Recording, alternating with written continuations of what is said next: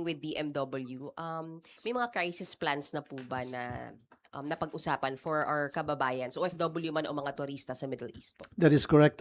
Yesterday, I talked to DMW, kay Secretary Hans Kagdak, tapos kay Attorney Kaunan ng OWA, and maging sa DFA, maging sa ating military. All of them are all set and ready in case na mag-escalate yung tension doon sa Middle East. Ito yung pinaka-latest, as of 9 a.m. today, tumawag ulit ako sa DMW kasi constant monitoring ang ginagawa ng office ko. Nasa alert level 4 ang Iran, Syria, Iraq. Ni-raise natin sa alert level 4. What does alert level 4 means? Ibig sabihin, dapat meron na tong mandatory evacuation. So, I've learned na nasa Malacanang ngayon ang DMW, DFA, OWA at pinag-uusapan kung paano ma-repatriate itong mga kababayan natin na nasa sabing mga lugar. And then alert level 3 ay yung sa Lebanon. So what does it mean? Ibig sabihin voluntary. So doon sa mga gustong magpa-repatriate, then all they need to do is contact our embassy or our DMW at meron naman tayong hotline. Nasa yung hotline number natin? It's 1348. That's the hotline for everybody. Whether ikaw ay OFW o hindi, naipit ka doon sa sabi mo lugar, you can always contact that number. +63 1348. Okay. And then sa Israel is alert level 2. So ibig sabihin, ito ay parang restricted ka dapat sa iyong workplace o kung saan ka man naroon. And then sa alert level 1 is Jordan. So alert level 1 means warning lang, ingat ka dyan. At kapag may problema, just contact us. And then walang alert levels, Kuwait, Oman, Bahrain, and Qatar, and UAE. And as we all know naman, merong casualty na unfortunately, nakakalungkot, si Mary Ann Velasquez de Vera, isang caregiver sa Basista, Pangasinan. And kasama ata yung kanyang amo, they weren't able to make it on time sa shelter. Anyway, my office have already contacted the relatives of Miss Mary Ann para magbigay ko anumang tulong nararapat. But I know for a fact yung DMW at OWA ay kumontak na rin kung anumang klaseng ayuda ang narapat ibigay dito sa mga kamag-anak or even sa labi ni Mary Ann kung paano maibalik sa Pilipinas. Speak, may mandatory evacuation na pong gagawin doon sa alert level 4 countries? Yan yung pinag-uusapan pa rin sa Malacanang, and I don't know kung ano maging resulta ng kung what will be the result doon sa meeting ng mga taga DMW, TFA, OWA, and other concerned agencies para doon sa mandatory evacuation. Pero alert level 4, that means talagang evacuation talaga. Mandatory. Ayan ay Iran, Syria, and Iraq. Sir, Saan yung mga numbers of OFWs natin? Do we have... I'm sorry, go ahead. Ito lang para sa kalaman ng lahat. Sa Israel, we have 31,000 OFWs. Sa Iran, 800. Sa Saudi Arabia, 813,000. UAE, 975,000. Qatar, 250,000. Bahrain, 56,000. Oman, 49,000. Kuwait, 211,000. Jordan, 41,600. Iraq, 1,600. Lebanon, 14,000. Syria, 700.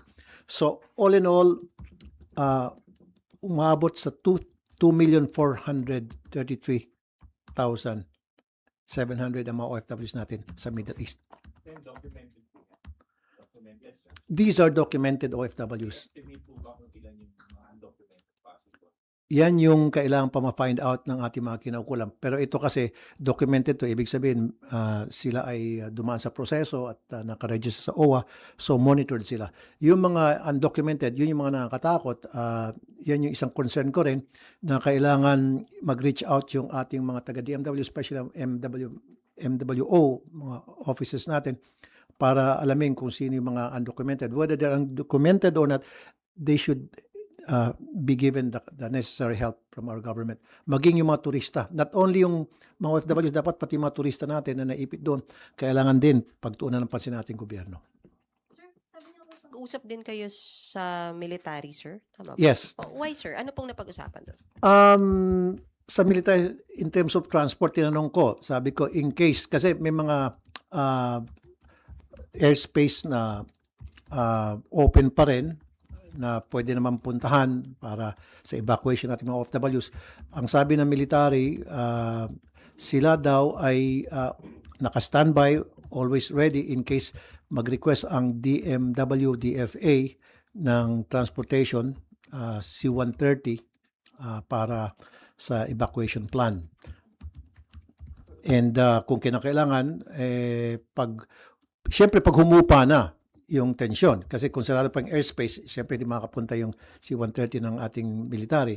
Pag humupa na, yun, pwede nila offer yung C-130 nila, pati yung Navy ships natin sa kung saan man lugar ang kakailanganin, evacuation of OFWs. Of course, may coordination sa mga bansa na kung saan pupunta yung seacraft and aircraft ng ating military. Sir, so isa pa. Ano yung nakikita yung implication dito sa Pilipinas naman, sir? Locally, basic malamang may pag-spike ng crudo. Thank you sir. very much for that question. Kasi I'm not only concerned sa ating mga OFWs, concerned din ako yung pagtaas ng langis. Pag tumaas yan, maapektuhan yung transport group natin. So dapat nakaready yung ating gobyerno pagdating sa subsidy sa ating mga fisher folks, sa ating mga transport group, sa mga tricycle driver, jeepney driver, maapektuhan yan, pati mga farmers natin. I've heard na wala raw atang budget nakalaan for fuel subsidies for this year. But when I talked during the last hearing to people sa DBM, and I was informed na meron pa raw ng natitira from the previous year, kasi 2025 yung tinanong ko, yun siguro ang gagamitin. So, yan i-monitor ko rin kasi ako rin yung chairman sa public services. So, concerned din ako sa ating mga kababayan dito na maapektuhan. Again, yung transport group natin and fisher folks, maging mga farmers. Pabriefing din po ba kayo kay Secretary Garin kung anong gagawin ng DOT? Kasi parang sinarado na rin yung Sam Street doon sa sira na dinadaanan ng mga oil products. That is my plan. As a matter of fact, maybe this afternoon, I'll give her a call. Tingnan ko kung anong status at ng plano ng ating gobyerno in case na tumaas talaga yung presyo ng langis na lubos maapektuhan yung ating transport group. Sir, sabi po ni Senator Win Gatchalian na gusto niya na baguhin, di ba po parang $80 per barrel, doon pa lang tayo maglalabas ng subsidy. Gusto Yes. daw niya na percentage increase, bali baguhin yung formula. Would you support it po? Very much. Kasi nabanggit ko na nga yan nung previous hearing, sabi ko bakit hintayin pa natin na umabot ng $80 per barrel bago tayo kumilos, bigyan ng subsidy. Samantala yung mga gasoline station, konting taas lang ng langis sa abroad, agad-agad tinataas na agad nila yung presyo nila dyan sa mga gasoline stations. So tama. I agree with Senator Win. And yan naman talagang stand ko noong pa man. Sir, the subsidies will only be for the fisher folks and yung mga farmer. Sir, paano yung mga middle class and all the other Filipinos na maapektuhan din, sir, yung pagtaas ng presyo ng Siyempre, unahin natin yung mga maliliit nating kababayan, yung mga tricycle drivers, yung mga jeepney drivers, yung mga bus drivers, yung sa public services. Now, dun sa mga middle class, that is something that has to be studied, of course, by proper authorities. Kung kinakailangan bigyan sila, so be it, why not? Siyempre, isa rin sila sa mga apektuhan kasi itong mga middle class natin, nagtatrabaho din sila, kasama sila sa workforce. Now, kung hindi natin sila bigyan ng subsidy, baka ilan sa kanila hindi na makapagtrabaho, hindi na dahil hindi makapunta sa trabaho dahil masyadong mahal ng langis. It's a possibility. Kayo rin, di ba? Kaya dapat mabigyan kayo ng subsidy rin. Why not? Mahalaga din kayo sa media dahil kapag wala yung media, paano pa malaman ng taong bayan kung ano nangyari sa mundo? Di ba? Sir, do you see this tension, I'm sorry. being extended for a long time? How will this affect us, sir, kung tumagal pa tong tension na ito? Well, that is something na dapat ngayon pa lamang pag-aralan ng ating pamahalaan. I leave it up to the executive. Ako naman, nasa legislative ako, although every now and then I do some monitoring. dapat meron ng contingency plan, which binanggit naman kahapon sa akin ni Secretary Kakdak, meron na raw. So kapag humaba pa, tumagal itong tensyon na ito, dapat ngayon pa lamang meron ng plano yung ating gobyerno o game plan, so to speak, kung paano i-approach yung situation kapag naging tense na talaga. Sorry, dun sa meeting nyo sa DMW kahapon, yung mga pauuwiin for mandatory evacuation, may trabaho po bang naghihintay sa kanila dito? Or Okay, sa ngayon, wala pa naman nung mag-usap kami kahapon ni Secretary Kakdak, wala pa yung mandatory evacuation nangyari. Pero ngayon, meron na dahil level 4, yung kanina nabanggit ko na lugar. Now, yung nag-antay na trabaho, that is something na hindi pa ako sure. However, what I'm sure about, and I can tell you all, na meron nag-aantay na ayuda doon sa mga mapapauwi, ma-repatriate kasi in distress sila pagka-uwi nila. So may matatanggap silang ayuda mula sa DMW at mula sa OWA. That is one thing for sure. And then also mabanggit ko rin, tumawag din ako sa mga airlines, Cebu Pacific, Philippine Airlines, Qatar Airways, Gulf Air, Etihad Airways, Emirates, Kuwait Airways.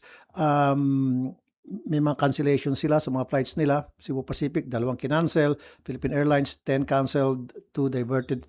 This is for today. Qatar Airways, 6 canceled, 1 diverted. Gulf Air, 5 canceled.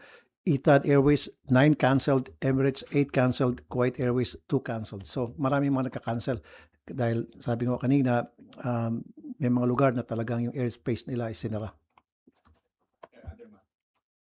Sir, this early, sir, your name's being floated sa possible candidate for president or vice president sa 2020. Ayoko sagutin yan dahil wala akong balak eh. Pag may balak ako, sasagutin ko yan. Kaso wala akong balak, hindi ko sagutin yan. That's as of today, Sen. As of today, as of the future. Final answer. Categorically. Bakit? Masaya ako dito sa Senado. Marami ako nagagawa. For me, happy ako dito. So, bakit ako pupunta sa isang bagay na magkakaroon pa ako ng sakit sa ulo? Pero sir, mas marami kang nagagawa as president. Mas maraming pera, mas maraming power. Naku po. Dito mas marami ako nagagawa. Marami ako nakakausap na tao. Face to face, nakakausap ko sila. Nabibigyan ko solusyon yung kanilang problema. Pag ikaw ay nandun sa taas, damn if you do, damn if you don't. Kung gumawa ka ng tama, mali ka, meron pa rin kukontra sa'yo na mali ka. Hindi ka gumawa, sabihin tamad ka at wala kang pakinabang, etc. So, wala kang pupuntahan doon eh. Samantalang di sa Senate, low-key lang tayo at ginagawa lang natin trabaho natin at natutuwa naman ako dahil nakikita ko naman yung response ng mga natutulungan natin, nagpapasalamat. So, I'm happy. You have no plans at present and in the future, but are there groups already contacting you, conversing with you, encouraging you to run, sir? Yeah, of course. Pero I told them upfront, no. Anong offer sa inyo, sir, for president? Ang i-encourage kayo? No. Ko talaga. Yeah, may mga nagsasabi ng pwede ka dito, pwede ka dito. Sabi ko, I'm sorry, salamat sa tiwala, pero no. Flat no agad. Sir, re-election is... I don't think so. I don't think so. Sir, sa ngayon, re-election ang... Yes, yun lang target ko. Ma-re-elect lang ako. Happy na ako. Makapagtrabaho muli. is VP Sara Tuloy-tuloy. among those who asked you to be VP for her for 2020? No. VP Sara did not ask you, did not Never. offer you anything, sir. Never. What about President Marcos, sir? Never. Sure. I'm sure. More than sure.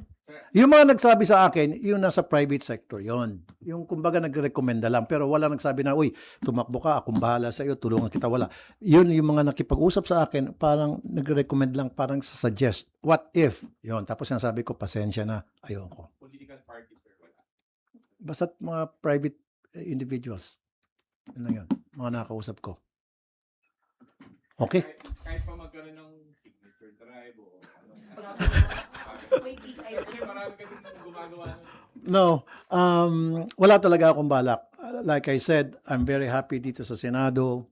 Bakit pa ako pupunta sa isang sitwasyon na hindi ko sure kung anong mangyayari doon. Baka mamaya hindi ko ma-meet yung expectations nila. Ayoko naman na pag-retire ko, uga-uga na ako, may sakit ako, nasa kulungan ako. I don't want that to happen to me. Gusto ko pag-retire ko, malakas pa rin ako, nakakapag-bakasyon-bakasyon, maalagaan ko mga apo ko, yung mga ganon. Tama, sir, 2028 you'll be up for re-election. Yes, up for election ako So 2028. that one you can say to us that you will be Yeah, running for yeah, election. of course. Definitely. I will run for re-election. Yan, itaga nyo sa bato. I will run for re-election sa 2028 as senator. Yun.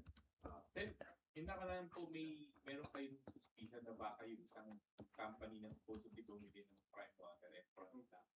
May update na kayo dito regarding that. Yes, that's why we're gonna have another hearing para ipatawag yung mga dapat ipatawag para alamin natin kung talaga may kakayahan yung bumili ng prime water na magpatakbo ng maayos ng water supplies ng different cities, municipalities, local water districts natin.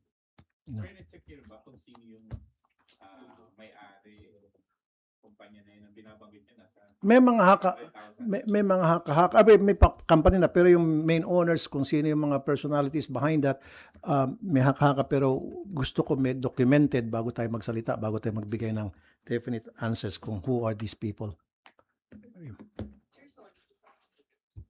Sir, yung pong affidavit nung 18 na mga ex-Marines, meron po kasing resolution si Senator Amy na imbestigahan dito sa Senado. Would you be supportive of that? Or the other side na meron pong mga nagsasabi na bakit natin gagawin dito? For me, honestly, I don't want to dignify yung mga tanong tungkol dun sa 18. Kasi I've monitored kay Ted Pailon ata to, na yung isang lawyer doon ng 18 Marines na inamin niya na meron siyang plinanta or pinasok or siningit lang doon na tao. Isang pagkakamali na agad yun. Tapos yung sabi ng military, hindi naman daw lahat ay members ng Philippine Marines at meron mga dishonorably discharged, etc. etc. So, ayokong pag-usapan. I don't want to dignify that kind of issue na lang. Ibang issue na lang pag-usapan natin. Ngayon, I leave it up to dun sa mga gustong mag-imbestiga. Go ahead, imbestiga nyo. Pero ayoko makisawsaw. Sige, sir, balik tayo dun sa presidential run. Oo, balik tayo dun, sir. Sir, yung sagot niyo pong no at present and in the future, that also goes for Senator Erwin. Nagkakausap kayo about it? Well, for Dalawa Erwin, I cannot speak for my brother. That I cannot speak for him. Baka magalit sa akin. Tanong nyo na lang siya. Basta't ako, firm na ako dun sa stand ko na now and in the future, hindi ako tatakbo. Pero re-electionist ako, sure. Pero sir, saan po kayo tatakbo? Under admin or independent ba ulit? Independent pa rin ako. Yeah. Pero I will support doon sa nakita kong kandidato na katugma ng aking advokasya. So whether would that be admin or that opposition, depende kung katugmay ng advocacy ko, sa nakikita ko na sincere talaga sila doon sa mga sinasabi nila at kaya nilang panindigan, then I will support that group or that candidate, whoever that is. So, sa ngayon sir, wala pa nakikitang ganun na kandidato. Well, may mga nagsasabi, hindi pa naman kumpleto. Sino pa nagde-declare? Si BP Sara, si Sen BP Sara lang? Si BP Sara. Well, ito yung masabi ko. Best of luck ang wish ko kay BP Sara at sa lahat ng mga nag-aspire na maging kandidato for the presidency sa 2028. All of them, whether that will be BP Sara, Senator Risa Antiveros, John Vic Revulla, Leni Robredo, sino pa ba? Yung Chis Escudero. No. I mean, yung mga nababalita, Bam Aquino, Kiko Pangilinan, yeah. Well, kaya nga, Mark Villar, wala. Now, kung sino man sa, lahat sila na magde-declare, from my heart, my wish for them is best of luck. Sir, may ano na? May mga kandidato. Ay. Kawawa naman yung phone. Okay. Sir, may mga kandidato na or planong kumandidato for 2028 who are asking your support. I mean, sir, syempre yung base mo for supporters ang laki, di ba? So, Ang laking bagay if makuha din nila na ma-endorse mo sila. May ganun na ba at this Yeah, early? meron ako mga kakilala na kinakausap ako na baka naman sa 2028 pwede tayo magtandem, pwede tayo magtulungan. Sabi ko, sure, why not? Pero pinipili ko. Titingnan ko muna. O sige, pag dito, hindi. Oo lang ako. Tingnan ko. Pero hindi ako nagpa-promise. Pero meron ako mga nasabihan na I will help and support. Hindi sa pagka-presidente, hindi sa pagka-vice president. Yung tatakbo lang pag sa Senate, yan. Pero wala pang nag-approach na humingi ng endorsement nyo na tatakbo for president or VP, sir? Zero. Wala pa. Wala. Kahit endorsement lang, sir? Kahit na endorsement, nada. Wala. Okay? Thank you very much. Thank you.